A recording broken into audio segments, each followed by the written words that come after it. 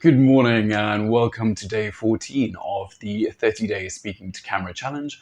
I'm Ryan and today we're going to be looking at the fantastic topic of sticking points, all the issues we've been facing since day one, how we've dealt with these, what we've managed to move past, where we're going, and then just looking at some of our goals for sometime in the foreseeable future, whether these be minor or small, minor or large, and then we'll take it from there. So, starting off at day one, my biggest issue, or the biggest one I noted, was eye contact. This is something that could probably still be improved upon. I notice as soon as I'm thinking or engaging in complex thoughts, my eyes do dart to the side, and during this time, I see myself as being slightly less engaged. I know this is something that's looking at psychology and all of those, that's eyes moving to the side, and bottom is basically reflecting on utilizing your memory or creative aspects, in which case it is natural, but at the same time, I think it needs to be used to a lesser degree. So that's something I need to still work on within that realm. The ums, ahs, and those have definitely improved as well.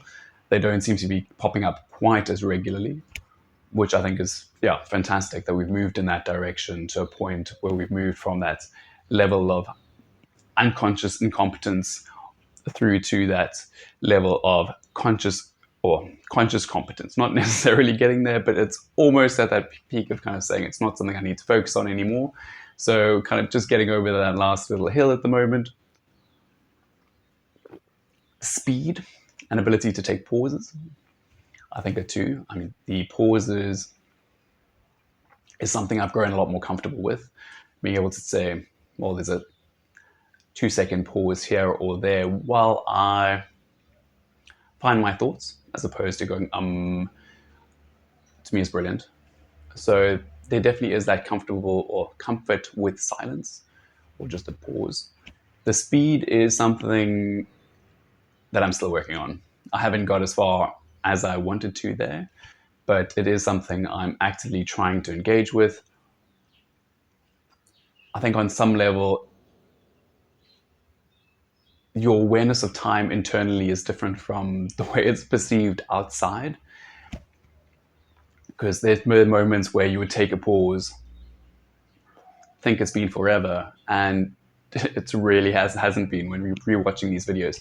So that side of it's been very interesting.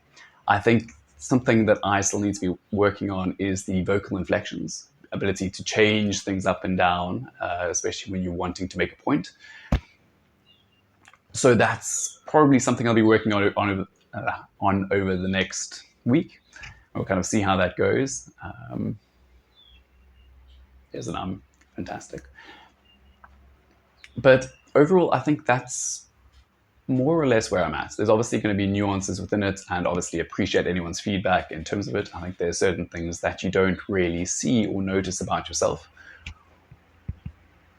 just because they've either become so commonplace or you're focusing on these certain things that are just appearing to be so big or almost insurmountable tasks that all the smaller nuances just tend to fade to the side and kind of be pushed to something you'll either deal with later or your brain just doesn't even notice them. So I think that's more or less it in terms of sticking points. So you're curious to get your feedback if you're willing to provide that. And then onto goals. So this is something I used to do quite regularly when I was a child. It's something my dad basically instilled into me from day one, was kind of make sure you've got your goals and know where you're headed. I think there were times in my life where I went through quite difficult phases, and goals became one thing that didn't really feel as though they were assisting me very much. And I think on some level I felt they didn't assist with me being happy and content in terms of who I was. It led to this constant state of striving, which has its benefits.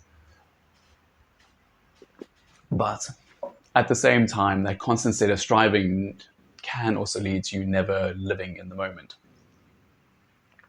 And I think over the past few years, that's something I've been trying to grapple with and find that balance between the two.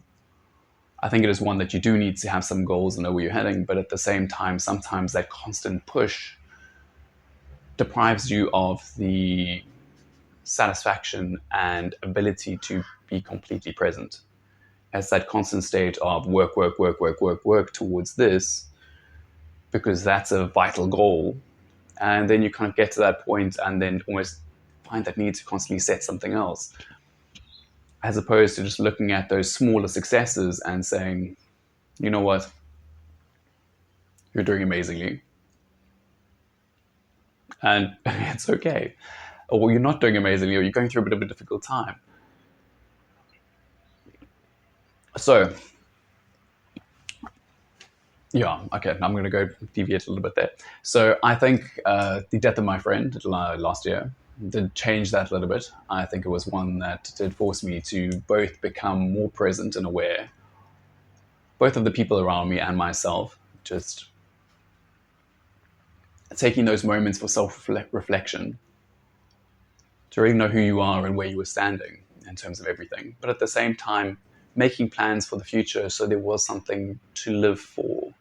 Because I think that's also important. I think sometimes if we don't have something we're living for, whether it be people, whether it be for a goal, sometimes whether it just be for the animals that we're looking after, you can tend to fall into a state where nothing really seems to have very much in the way of meaning, which can also be quite counterproductive. So, in terms of the future, climbing is obviously something that I've really got into. So, I think there is constantly that little push to be better at it, to take on one more challenge, to go up a level, to take on a lead climbing course. So, all of those are definitely there. There's not something where I have a specific goal in mind and I say, well, I want to be able to do this in this time or compete in a competition and be ranked or anything else of the sort. The same is true with my archery. To me, both of those are sports I really, really love. They're both similar and completely different in terms of I suppose, the engagement with what you're doing. One's obviously very hands-on in terms of the holds and yeah, but at the same time, I suppose a sport is a sport in terms of that, and both of them have that amazing degree of physicality that kind of just really takes it out of you in completely different ways. Whether it just be your relationship with the bow and having to pull that back and shoot arrow after arrow after arrow and get to points of releasing 200 of them, which is exhausting. Or whether it just be climbing a wall, which is just at that the edge of your skill set and requires amazing technicality or technical skill, which you don't quite have, but are within your reach in terms of being able to possess them. To things like public speaking, which to me I have thoroughly enjoyed. It's one of those where, as a child, I would be the kid going into class and saying, "Can I do my oral or speech during break?" Because there were less people watching. It was one of those where I did not have the confidence to be able to go and perform that. And on some level, I know now that that was just because of a lack of practice.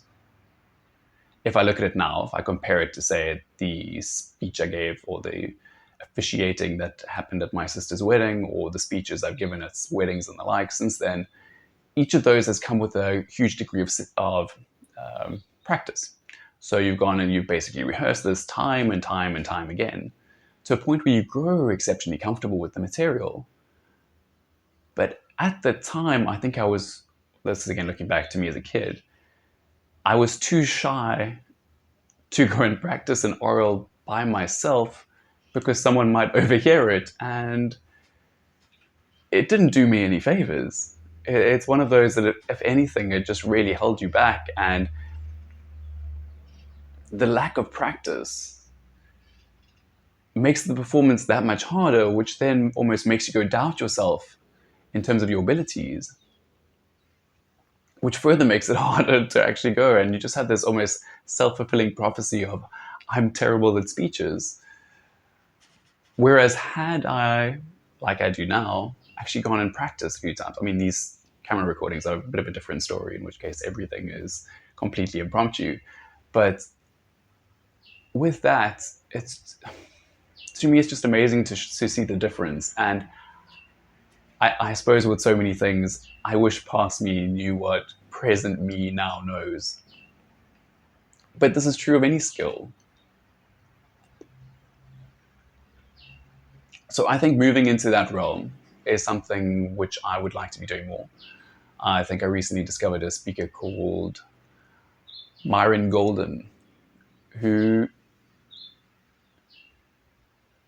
I suppose on some level is someone who I'd like to be, or at least have some of these skill sets that he has. And I think there are a lot of great speakers out there which have that ability to translate, well, provide that message in such a way that is both thrilling and engaging and just makes someone want to say yes. And that level of persuasiveness is something I would like to be developing. The ability to say something and have someone just want to listen just because of the way you say it, irrespective of the message that's actually happening. I think those are all points that I'd like to, or goals that I would like to be working towards in the future. And some of them are small, like climbing, moving up one level. Others are much larger in terms of saying, well, this is a much longer term plan. This is one that requires multiple steps. But at the same time, it's also one that can fill you with a lot of excitement. Just in terms of, well, we can make this happen. I don't think anything is beyond the scope of what we can do. Like, I think all of those are achievable goals, and I think that is something that is important for all of us, is to just be willing to set something and you say, well, it's going to be a challenge, but I can make that commitment. And at the same time, it doesn't have to affect and impact my current level of contentment. And I think that's a good place to get to, is you say, well, it doesn't have to be that separation and say, well, either I'm striving and I'm never feeling satisfied, or I'm very present and I'm not engaging with the future, I'm just living in the here and now. And while both have merits, that blend of the two, I think, is a good place to be. And I think that's kind of where I'm getting to. So I think I took a bit of a deviation in terms of this video, but I thank you for watching. It was always fantastic to have someone support. If there are any comments that you have to make in terms of the way I am engaging with the camera, or certain nuances in terms of my speech, which I could be working on, I'd hugely appreciate the feedback. So that'd be wonderful. But otherwise, I hope you have an absolutely spectacular day, and I look forward to seeing you in the next one. Cheers.